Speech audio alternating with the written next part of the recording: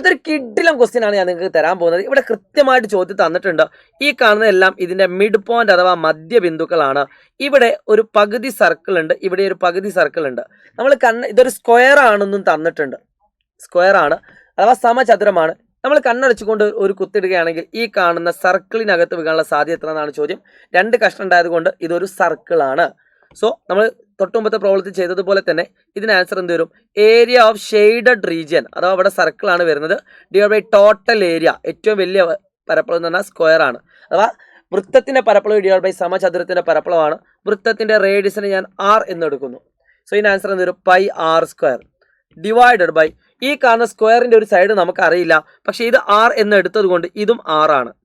അപ്പൊ ഈ ഇത്രയും ഭാഗം 2r എന്ന് കിട്ടി. അപ്പൊ ഇതും 2r ആണ്. സോ ഒരു സൈഡ് എന്ന് പറഞ്ഞാൽ 4r എന്ന് കിട്ടും. അപ്പൊ ഒരു സമചതുരത്തിന്റെ പരപ്പളവ് പറഞ്ഞാൽ side into side, that is 4r square ആണ്.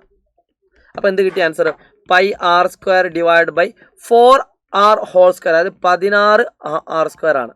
സോ നമുക്ക് എന്തൊക്കെ വെട്ടിപ്പോവും? r സ്ക്വയറും വെട്ടി. So pi by 16 is the right answer. ഇതുപോലത്തെ ഇൻട്രസ്റ്റിംഗ് ആയിട്ടുള്ള ക്വസ്റ്റ്യൻസിന് വേണ്ടി നമ്മുടെ ചാനൽ സബ്സ്ക്രൈബ് ചെയ്യാൻ മറക്കരുത്. എല്ലാ ഫ്രണ്ട്സിനും അയച്ചു കൊടുക്കുക. ഇത് എല്ലാവരും മനസ്സിലാക്കി നന്നായിട്ട് പഠിക്കുക. It's me Shahid from silent learning.